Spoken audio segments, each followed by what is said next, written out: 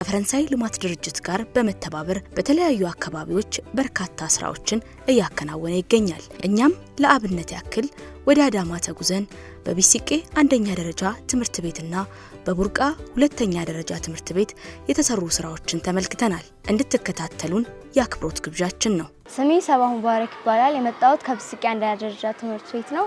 6ኛ ክፍል ተማሪ ነኝ።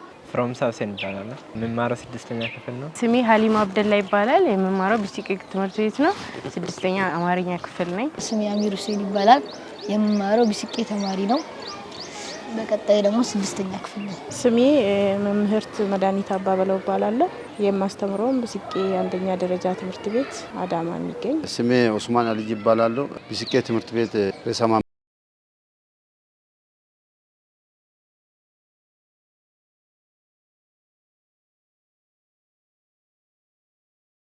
ስለ ወር አበባ ትምህርቶች ነበረ።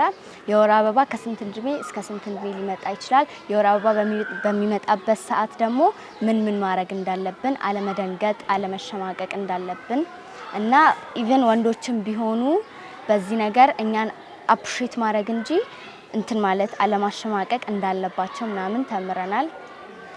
በገርልስ ክበብ ላይ ድሮ ከነበረን ገርልስ ክበብ ከመምጣቱ በፊት የነበረን ግንዛቤና አሁን ገርልስ ክበብ ከመጣ በኋላ ያለን ግንዛቤ በጣም የተለያየ ነው። ድሮትን ሊሚትድ ነበረ ያለን እውቀት።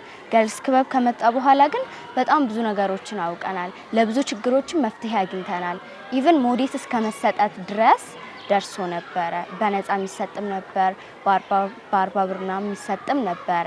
ወላጆች ላይ የሌላቸው እናት አባት ላይ የሌላቸውም በነፃ ይሰጥ ነበር። አቅም ትንሽ ካላቸው ደግሞ በግዢም ይሰጥ ነበረ እና ገርልስ በመምጣቱ እኛ ተጠቅመናል እንጂ ምንም የተጎዳነው ነገር አልነበረም። ከዚህ በፊት አሁን ሽንት ቤት የለንም ነበረ። ያኔ ልጆቹ በጣም ነበር የሚያፍሩ። ያ ብዙ ሽንት ቤት ስላለብን ምንም እነሱ የሚያፍሩ የለም። እኛም እናግዛለን። እዚህ ጋር ካደረስን በኋላ ሞዴስም አግኝተዋል። በጣም በስርዓት ይጠቀማሉ ማለት ነው። እነሱ በፊት አንድ ሽንት ቤት ነበረ፣ ለዛም ስታፍ ለፊት ነበረ። ያኔ በጣም እዚህ ጋር በጣም የሚመች ቦታም አይደለም። ያው አሁን ደህና እንደ ትምህርት ቤት ራሱ ከብዙ ትምህርት ቤት ይሄ የኛ የተለየ ትምህርት ነው። በጣም ላሉ ልጆቹ በጣም በስርዓት ይጠቀማሉ ማለት ነው። የወር አበባ ራሱ ሲመጣ በጣም ልጆቹ እየፈሩ እዚህ ውስጥ ራሱ ሳይሉ ወደ ቤት ነበር የሚገቡ እኮ። ለዛም እየፈሩ እኛም በፊት አናቅም ነበር። ለምን ይሄ ሽንት ቤትም ስለሌለ አናርግም ነበር። ያው የወንድና የሴት ሽንት ቤት አንድ ላይ ስለነበረ እነሱም እዛ ማመጣት በጣም ነበር የሚፈሩ። ስለዚህ አሁን ደግሞ የነሱም ለየብቻ የኛም ለየብቻ ስላለ አሁን እነሱ ራሱ አይፈሩም። በጣም እናግዛለን። እዚህ ጋር እናመጣለን። ሞዴስ ደግሞ አለ ይጠቀማሉ ማለት ነው። መስራት ድሮ ይሄ ሳይሰራ በፊት ሴቶች የወር አበባውን በሚያዩበት ሰዓት ይሸማቀቁ ነበር። ለብዙ ጊዜ ከትምህርት ቤት ይቀሩ ነበር። አሁን ደግሞ ይሄኛው በህጉ መንግስት ከተሰራልን በኋላ ሴቶች መሸማቅተዋል፣ ከትምህርት ቤትም መቅረትተዋል። አሁን ሞዴስ ልብሳቸው እንኳን ቢነካባቸው እዚህ ገብተው ታጥበው ይቀይራሉ። ድሮ ግን መቀየሪያ ሽንት ቤቱም ይሄን ያክል ለሰው አይመችም ነበር። ሴቶችም እና ወንዶችም በሚገቡበት ሰዓት አይመችም ነበር። አሁን ግን ይሄ ከተሰራ በኋላ አሪፍ ነው። ለሴቶችም ለወንዶችም ለብቻ ስለሆነ ማንም ሰው ሳይገናኝ በስነ ስርዓት በደንቡ ሞዴስም እያገኙ እየተጠቀሙ ይገኛሉ ማለት ነው። ሴቶችና ወንድ አንድ ላይ ሲሆን የሆነ ብዙም አይመችም። አሁን ደግሞ የሴቶች ብቻ ስለሆነ እንደፈለጉ ይሆናሉ። ሞዴስ የሆነ የወር አበባም ቢመጣ በቃ የሆነ ሳይሸማቀቁ ገብተው ቀይረው ገላቸውን ታጥበው እንደፈለጉ ሆነው በሚያስፈልጋቸው ሰዓት ይጠቀማሉ። ወንዶችም ደግሞ የራሳቸው ነው። ስለዚህ ሴቶችም አይሸማቀቁም። እንደፈለጉ ሆነው ወደ ቤትም ሳይሄዱ መጣብኝ ብለው ልብሴ ነካብኝ ሳይሉ እዚህ ወሽ ክለብ አለ፣ ለዛ በሱ ታጥበው ይወጣሉ ማለት ነው። ወሽ ክለብ ላይ አሁን የወር አበባ የሚባሉ ነገር አሉ። እሱን አሁን እዚህ ትምህርት ቤት በመጀመሪያ ይሄ ትምህርት ቤት እኛ ወሽ ክለብ አናውቅም ነበር። ልጆቹ ምናምን ይስቁ ነበር። ከዛን ሽንት ቤት ከተሰራ በኋላ እያወቅን መጣን። አስተማሪዎችን ማስረዳት መጡ ማለት ነው። ወሽ ክለብን በሱ ነው ያወቅነው ማለት ነው። እኛ ወሽ ክለብ የምንማረው በአስተማሪዎችም እርዳታ ነው። እነሱም ያስተምሩናል፣ እኛም እናጠሙናለን ማለት ነው። በስነ ስርዓት እያዳመጠን ትምህርት ቤቱ በመጀመሪያ ልጆቹ ራሱ ማለት ነው እኛ ሰፈር ስንገባ ምናምን ከክፍሉ ሽንት ቤቱ ነበር የሚያምር ምናምን እያሉ ይፈግሩ ነበር። አሁን ላይ ግን ትምህርት ቤቱ አንደኛ ምናምን ያሉ አሁን ራሱ እየገቡ ይገኛሉ። 6ኛ ክፍል ከኛ ጋር ነው የሚማሩት ልጆቹ ራሱ። መጀመሪያም ውሃ የለም ነበር። አሁን እንደውም ውሃ ተርፎ እየጠጡም ይገኛሉ። ድሮ ላይ እንደውም ውሃው ራሱ የለም፣ ልጆቹም ይጨናነቁ ነበር። አሁን ላይ ግን እናመሰግናለን፣ ውሃም አለ፣ ሽንት ቤትም አለ ማለት ነው። ሽንት ቤትም ንጹህ ነው። ሳሙና የእጅ ውሃ ምናምን አለ። ለወንድም ለሴትም ለብቻ ለብቻ ነው ሰራልን ማለት ነው። አንድ ቀን እንደውም በቃ የወር አበባ ይዟት እንትን ምናምን በዩኒፎርም ምናምን ሰጥተናት በቃ የፈጣሪ መስገን የወር አበባ ክፍልም ተሰርቶልናል። እዛ አስገብተናት ምናምን አስተማሪዎችም ረድቷት እስካሁን ከኛ ጋር ነው የምትማሩ ማለት ነው። እዚህ ትምህርት ቤት ላይ በመጀመሪያ ያሉ ችግሮች ነበሩ። ይሄ ነው የማይባሉ ችግሮች ነበሩ። እዚህ ጋር ልጆች መጸዳዳት አይችሉም። አይደለም መምህራኖች ሽንታቸውንም ሆነ ሌሎች ነገሮችን ይዘን ነበር ወደ ቤት የምንሄደው። ምንድነው አንደኛ እዚህ መኪና ማደሪያም ነበረ። እግዚአብሔር ይመስገን አሁን ሰዓት ላይ ደግሞ ያ መኪና ሞቶልናል። እዚህ ጋር የተለያዩ ቆሻሻዎች ከመኪና የሚጣሉ ቆሻሻዎች ነበሩ። ልጆች እያነሱ ለተለያዩ ነገሮችን ለጫወታ የሚያውሉበት ነገሮች ነበሩ። ሽንት ከመኪና የሚጠረጉ ጥራጊዎች እና እንደዛ አይነት ችግሮችን አልፈን ሽንት ቤታችን በሃይላንድ ነበር የሚሞላው። ሽንት እየተሸናበት የሚጣል ሃይላንዶች ነበሩ፣ ይደፈናል። እንደገና ደግሞ ውሃ የለንም፣ እዛ ጋር በአግባቡ መጠቀም አይችሉም። ብዙ ችግሮች አሉ። ይሄ ነው ማለት የማልችለው። ሴቶች ልጆችን ፔሪድ በሚመጣባቸው ሰዓት ያኔ ቆሻሻ ነገር ሲነካቸው ራሱ መጸዳጃ ቦታ የላቸው፣ ሞዴስ እንኳን መቀየር አይችሉም። እያፈሩ ልብሳቸውን እየነካባቸው እስከ ቤት ድረስ መምህራኖችን ራሱ እየደበቁ ወደ ቤት የሚገቡበት ሰዓት ነበረ። እግዚአብሔር ይመስገን በአሁን ሰዓት ላይ ደግሞ ያ ነገሮች ቀርተው ሁሉ ነገር ተሻሽሎ ሴቶች ሽንት ቤት ለብቻ፣ የወንዶች ሽንት ቤት ለብቻ በመሰራቱ ወንዶች ልጆች ወደ ሴቶች ልጆች አይሄዱም። እንዲሁም ደግሞ ሴቶች ለብቻቸው ፔሪድም ቢመጣባቸው አሁን ግንዛቤው ሙሉ በሙሉ በትምህርቱም በስልጠናም በምንም ስላገኙ እነዚህ ሴት ተማሪዎች ማፈርም የለም፣ ቀጥታ ሽንት ቤታቸው ይገባሉ። ከገቡ በኋላ እዚህ ጋር ማረፊያ ክፍል አለቻቸው፣ ይጸዳዳሉ። ሞዴስ አለ፣ ከድርጅቱ የተሰጠው ሞዴስ አለ። ሲነግሩ ገብተው አርፈው ያንን ልብሳቸውንም ቀያይረው የሚወጡበት ጊዜ ነው ያለው። በመጀመሪያ ጊዜ ግን እነዚህ ልጆች ወደ ቤት ይገቡና እስከ 3 ቀን እስከ 4 ቀን ይቆዩ ነበር። አሁን እግዚአብሔር ይመስገን እነዚህ ለውጦች መጥተውልናል። እነዚህ ለውጦች በመጡ ሰዓት እነዚህ ልጆች ደግሞ አያፍሩም። ወንዶች ልጆችም ግንዛቤውን ወስደዋል፣ ይማራሉ። በሚማሩ ሰዓት በጣም ግንዛቤያቸውን ወስደዋል፣ አያሳፍሯቸውም። ቢያንስ ሲቸገሩ ራሱ የፓርላማ ክበብ አባል ኃላፊ አንድ ተማሪ አለን፣ ፊሮምሳ የሚባል ተማሪ። ይሄ ልጅ በጣም ያግዛቸዋል። በሚቸግራቸው ሰዓት እዚህ መጥተው እንዲያርፉ ያደርጋል። ስለዚህ አሁን እግዚአብሔር ይመስገን ከሁሉም አሁን ተሻሽሎልናል ነው ብዬ የማስበው ማለት ነው። ይሄ ትምህርት ቤት በጣም ችግር ነበረ። ፕሮጀክቱ በጣም ትልቅ ነገር ነው የሰራው። የተሰራዎቹን ነገር ትላንት ማለት አለን። ስለዚህ በፊት ሽንት ቤት የለም፣ አንድ ክፍል ነው አለች። አንድ ክፍሏ ደግሞ ተማሪ ከ500 ልጅ በላይ ነበረ። ቢያንስ አሁን ይሄንን የተሰራው ነገር ትልቅ ነገር ነው። የሴቶችም የወንዶችም ለብቻ ነው። ስለዚህ ንጽህናው እንደዛው በጣም ጥሩ ነው። ተማሪ አሁን ቢያንስ ወደ 1200 ተማሪ ምናምን አለን። ይሄ ተማሪ በብዛት ሴቶች ናቸው። ወደ 700 የሚሆኑ ሴቶች ናቸው። ስለዚህ እሱ ውስጥ ብዙ ነገር ነው ተሰራው፣ ብዙ ነገር ነው አገኘን። ተማሪ ደግሞ በስንስራት ትምህርት እየተማረ ነው። በፊት ለሽንት ቤት አንዳንድ ሴቶች ላይ አንዳንድ ነገር ከተገኘ በዛው ይቀራሉ ከትምህርት ቤት። ስለዚህ አሁን ራሱን የቻለ ሻወር አለ። ውስጡ ደግሞ በጣም የሽንት ቤት አይባልም፣ ባይዘው ቤድሩም ይመስላል። ጥሩ ነው፣ በጣም አሪፍ ነገር ነው። ትምህርት በስንስራት እየተማሩ ነው። ውሃ አለ፣ ጽዳት አለ። ይሄ ድርጅት እኔ በጣም ትልቅ ነገር ነው ሰራው። ስልጠና ነበረ። ቢያንስ ለመጀመሪያ ጊዜ ሲጀምሩ ለ9 አስተማሪ ለ4 ተማሪ ነው ሰጡት። ይሄ ከዛ ጀምሮ በየጊዜው ኦሪንቴሽን ይሰጣል፣ መቶ ሱፐርቪዥን ያደርጋሉ። ስልጠና በየጊዜ ይሰጣል። ይሄ ደግሞ ትልቅ ነገር ነው። በፊት በወር አበባ ዙር ልጆች ሴቶች የደረሱ ከትምህርት በቀራል እዚህ ያገኛሉ፣ እዚህ ይሸጣል። ውጭ ክላስ አሉ። ክላሱ የነሱ ደግሞ እዛ መድኃኒትም አሉ። ካታመሙ ምግብ አለ። ይሄ ትልቅ ነገር ነው። ይሄ ሽንት ቤት የተሰራው የትምህርት ፍላጎትን በጣም ጨምሯል። የልጆች አስተማሪዎችም እንደዛ በጣም ደስ የሚል ነገር ነው። ይሄ ቀጥሎ በሰራ የትም ቦታ የተሰራው ነገር እኛ በአግባብ ጥሩ አድርገን እንትን ማድረግ አለብን። ልጆቻችን ደግሞ በጣም ለየት ያለ ነገር ምን እንደሆነ ታውቃለሽ? ግልጽ ነው። ሴት ክበብ አስተማሪዎች አሉ። አንድ ነገር ከመጣው ይሄን መጣብኝ ዛሬ እንደዚህ ነው አርጋ እንትን አርጋ ወደ ክፍል ትገባለች። ስለዚህ ይሄ ትልቅ ነገር ነው። ልጆችም ቢያንስ ሴቶች ይበዛል ብዬ ነበር። በትምህርትም በጣም አክቲቭ ናቸው ልጆቹ። አሁን 1 እስከ 3 1 እስከ 10 ምናምን ሴቶች ናቸው በብዛት ደረጃ ያዙት። በቢሲቄ አንደኛ ደረጃ ትምህርት ቤት ወሽ ክበብና ገርልስ ክበብም በማቋቋም የግንዛቤ ማስጨበጫ ከመስጠት ባለፈ በትምህርት ቤቱ ንጹህና ምቹ መጸዳጃ ቤት፣ የሴቶች ማረፊያ ክፍል፣ የወር አበባ መቀበያ እንዲሁም ውሃ በበቂ ሁኔታ መሟላቱ በርካታ ለውጦችን እንዳመጣ ነግረውናል። አሁን የሆነች ልጅ እኛ ክላስ የወር አበባዋ ቢመጣና ቢነካባት ምንም እንትን ሚል ነገር አይደለም።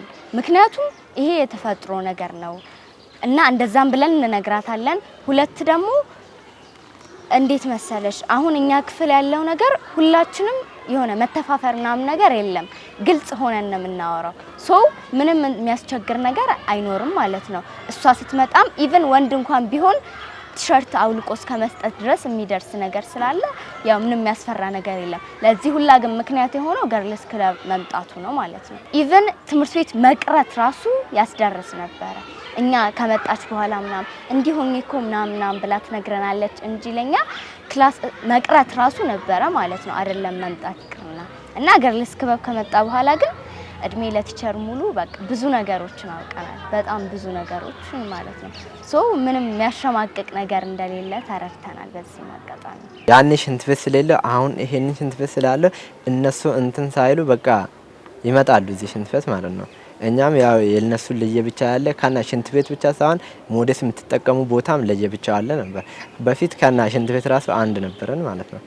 አሁን ያው እንትን ብዙ ሽንት ቤት ስላለን ለነሱ እንደውም እንትን የወር አበባ ሲመጣበት ቦታ አለ ለብቻ ማለት ነው እንትን የተሰራ ያው አሁን በፊት የለም። ስለዚህ አሁን ይሄንን አግኝተናል ማለት ነው። ያው ጥቅሙ ቢያንስ እኛ ያኔ በፊት አናቅም ነበር። አሁን ይሄንን ሽንት ቤት ከተሰራ በኋላ አውቀናል ማለት ነው። ይሄንን ካና በፊት እንትን የወር አበባ ቢመጣ ራሱ ምን እንደሆነ ራሱ አናቅም ነበር። ያው አንድ ላይ ስለምንጠቀም ተራ በተራ ሰልፍ በሰልፍ ነበር የሚገቡ።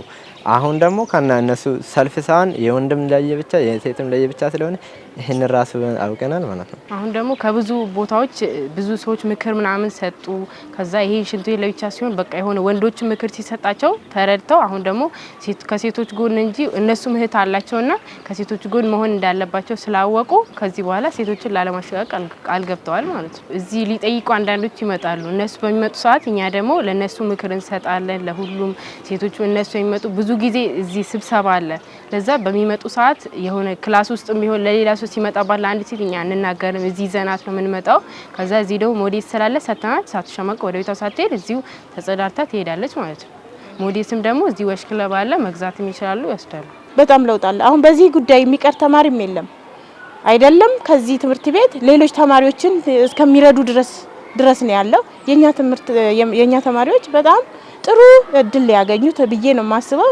ሌላ ትምህርት ቤት ራሱ ያገኘም አይመስለኝም እንደኛ ለውጥ ማለት ነው። ያለው ችግር አይቼ ስል በጣም ለውጥ አላቸው።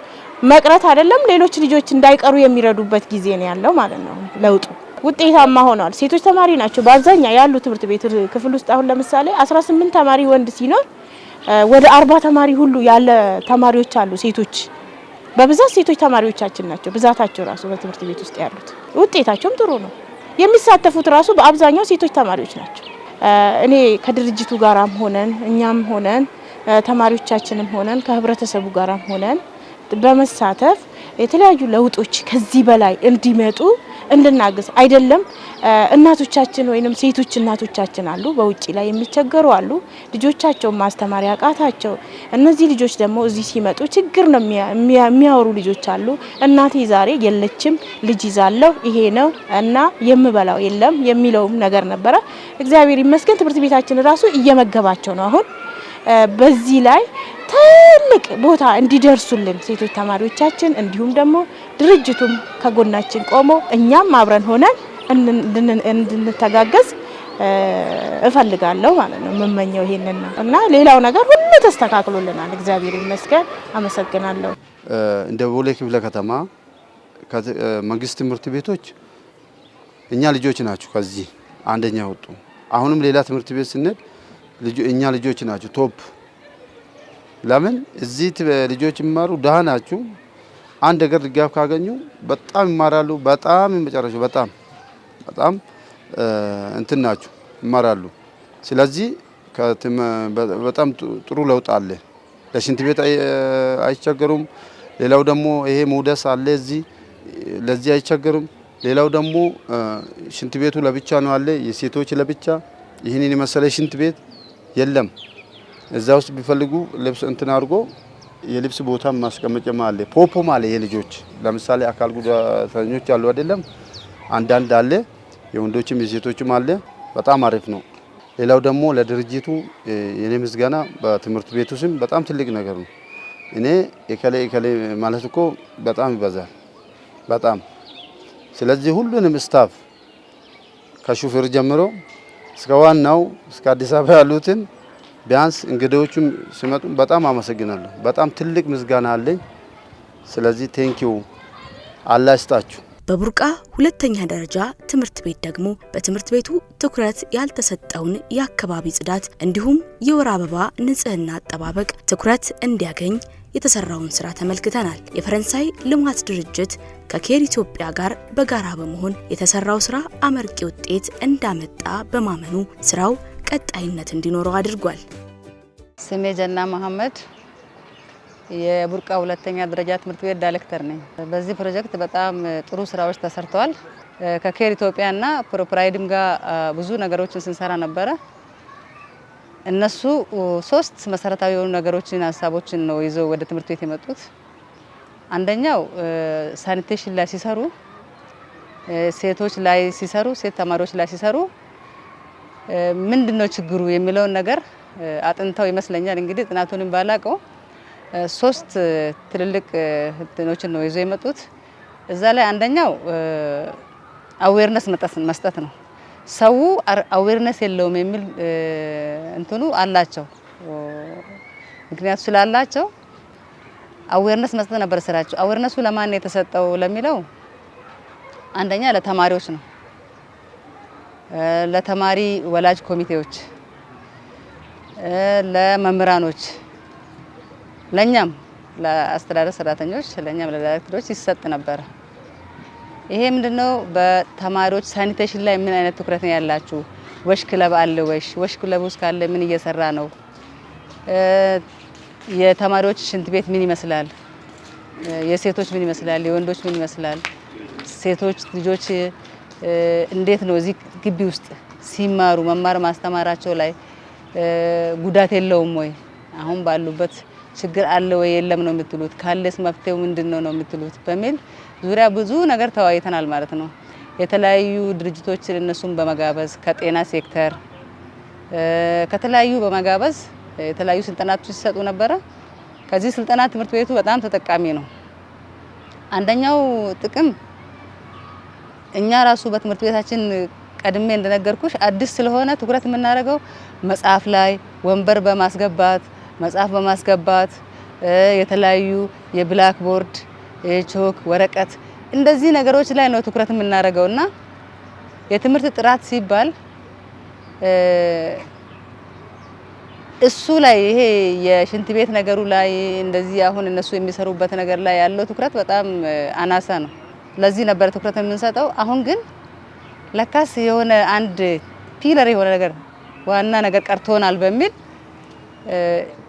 በቅዳችን ውስጥ እንድናስገባ አንዳንድ ነገርም እኛም ራሳችን ማድረግ ያለብን ለካ ሚስ አድርገናል የሚል አስተሳሰብ አግኝተናል።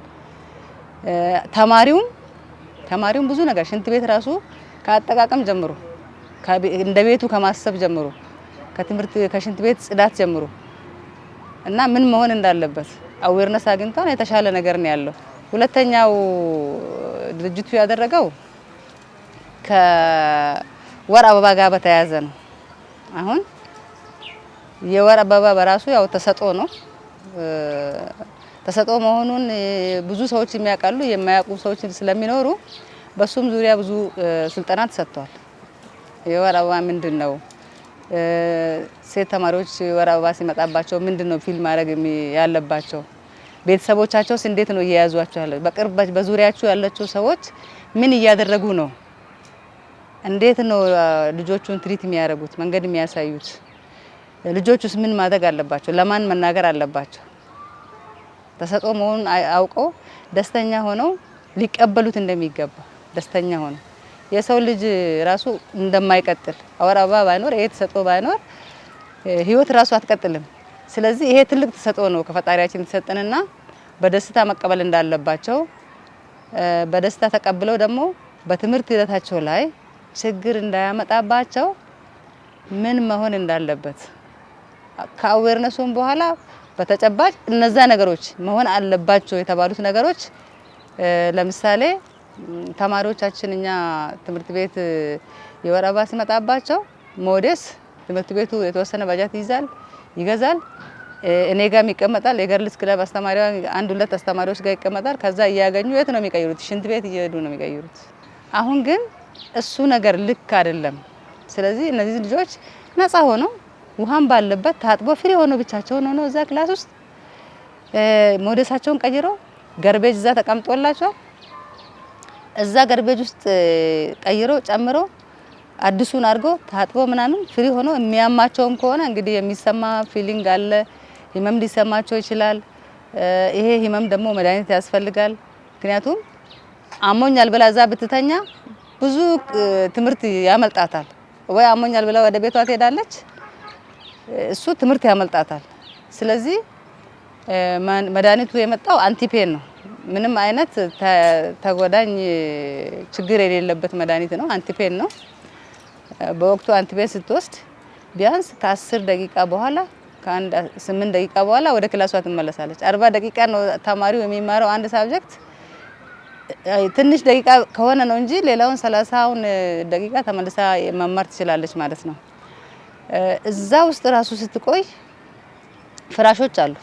ምናልባት ደክሟት መተኛት ከፈለገች ማረፍ ከፈለገች እዛው ፍራሽ ስላለ እዛው አረፍ ብላ ትንሽ ናፕ ወስዳ ምናምን ወደ ክላሷ እንድትመለስ የተደረገበት ውሃው እዛው ስላለ እዛው ምንም ወደ ውጪ ሳይወጣ እዛው ጨራርሳ ወደ ክላሷ እንድትመለስ ተደርጓል።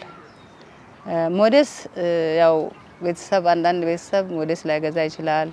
ዘመናዊ ሞዴስ ለመግዛት ባጀቱም የተለያዩ ችግሮች ይኖራሉ። እንግዲህ ከተማሪም ባገኘነው ኢንፎርሜሽን እነሱም ባጠኑት ባመጡት ሀሳብ ችግር እንዳለ ተረድተውታል። ስለዚህ ይሄ ሪዩዘብል ሞዴስ ራሳቸው ናቸው ያቀረቡት። እንደውም በፊት የሆነ የሚያመጡት የነበረው ከሌላ ቦታ የምናገኝ የነበረው ትንሽ ይፈቀፍቃል። ይሄ ትንሽ የተሻለ ያለ ነው። ለስላሳ ነው፣ ታስቦበት ተሰራ ነው። እሱም ሞዴስ ድርጅቱ እኔ ባልሳሳት ከ120 በላይ ነው አንዱን የሚገዛው ይመስለኛል። እዚህ ግን በ42 ብር እንዲያገኙ ነው። ለብዙ ጊዜ ነው የሚጠቀሙበት። እየታጠበ እየተቀየረ ስለሚመጣ በውስጡ ፓዱ ውስጥ 4 የተለያየ ስለያዘ 4ቱ አሁን ለመቀየሪያ ሊሆናቸዋል። ታጥቦ ደግሞ ይጸዳል ማለት ነው። ከዚህ ውጪ ደግሞ ለድንገተኛ ጊዜ የሚሰጥ ሞዴስ ተቀምጦላቸዋል። በሽያጭ በርካሽ እንዲያገኙ በነፃም ደግሞ በጣም ችግረኛ ናቸው ለተባሉ ተማሪዎች በነፃም የተሰጣቸው አሉ። ቤታቸውም ወስዶ እንዲጠቀሙበት የተሰጣቸው ተማሪዎች አሉ። ያው ቀድሜ እንደነገርኩሽ የኛም አይዲያ ስለተቀየረ እኛም መለመን ጀመርን። በፊት ሞዴስ አንለምንም። እኛ መማር ለማይችሉት ደብተር፣ እስክሪፕቶ ምናምን ዩኒፎርም ምናምን ነው እንግዲህ አንዳንድ ትብብር የትምህርት ስራ በማህበሩ ጋር የሚሰራ ነገር ነው እንጂ በግል የሚሰራ ነገር አይደለም። ስለዚህ ምንድን ያደረግነው እንጠይቃለን። በቃ ለችግረኛ ተማሪዎች ዩኒፎርም፣ ደብተር ምናምን እንል ነበረ። በእኛ ሀሳብ ውስጥ ሞዴስ አልነበረም የመለመኑ ራሱ። ስለዚህ እኛም ሀሳብ ስለተቀየረ እኛም መለመን ጀመርን፣ ሞዴስን መጠየቅ ጀመርን። ስለዚህ እኛም አሁን ከተለያዩ ድርጅቶች ያገኘናቸው ሞዴሶች አሉ። ከአዳማ ጉምሩክ ራሱ ያገኘናቸው ሞዴሶች አሉ። ተማሪዎቻችን አሁን ፍሪ ሆኖ አትሊስት አሁን በጣም የቸገራቸው እስከ ቤታቸው ድረስ እንኳን ሞዴስ ወስዶ ገብቶ ለሌላ ጊዜም የሚጠቀሙበት ስለተፈጠረ ኤንቫይሮንመንት ስለተፈጠረ እኔ በበኩሌም ደስተኛ ነኝ፣ ተማሪዎቹም ደስተኛ ናቸው። ሌላው እንግዲህ ሶስተኛው ነገር ምንድነው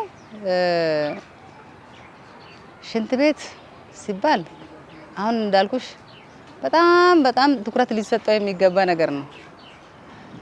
እንደኛ ትምህርት ቤት 2 የወንዶች ሽንት ቤት አለ። 4 ቀዳዳ ነው ያለው፣ 8 ቀዳዳ ነው ያለው። የተማሪዎቹ ብዛት 682 ተማሪ ነው። የዚህ ሬሾ ሲሰራ 69 ለአንድ ቀዳዳ 69 ተማሪ ነው የሚሆነው።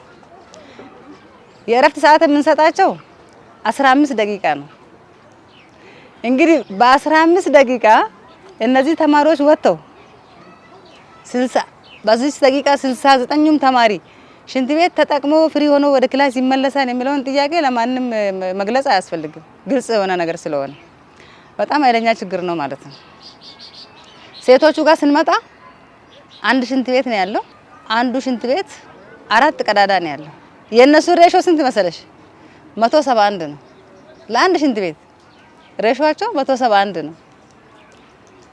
አስቡ 171 ተማሪ በ15 ደቂቃ ውስጥ ይሄንን ሽንት ቤት ተጠቅሞ ወደ ክላስ ተመልሶ ፍሪ ሆኖ ይማራል? አይታሰብም። ስለዚህ ይሄ ድርጅት 10 ቀዳዳ ያለው ሽንት ቤት ሰርቶ ሲሰጠን ደስታችን ወደር የለውም። አሁን ያ ሬሾ ወደ ስንት መጣ? ለ14 ስናካፍለው 49 ነው። በአሁን ሰዓት 49 መጣ። ከ171 ወደ 49 መጣ ሬሾ።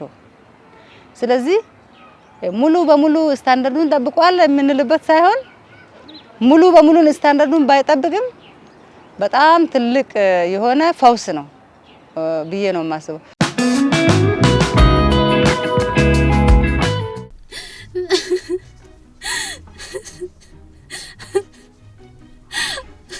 እንዴ ጓደኞቼ፣ ልጅቷ ብቻዋን ምን ትሰራለች? እያለቀሰች ነው እንዴ? እንዴ አዎ እያለቀሰች ነው። ምን ሆና ነው? እኔ እንጃ ምን ሆና ይሆን? ለምን ሄደን አንጠይቃትም? እሺ ቆንጂት፣ ብቻሽን እዚህ ጋር ምን ትሰሪያለሽ? በዛ ላይ እያለቀሽ ነው። ምን ሆነሽ ነው? እምብየው አፍራለሁ። ብቻዬን ነው መሆን የምፈልገው። አይዞሽ ቆንጂት፣ እኛ የወሽ ክለብ አባል ስለሆነን ልንረዳሽ ነው የመጣ ነው። እውነት? ቆይ እንዴት ልትረዱኝ ትችላላችሁ? የሆንሽውን ከነገርሽን እኮ በምንችለው ሁሉ እንረዳሻለን።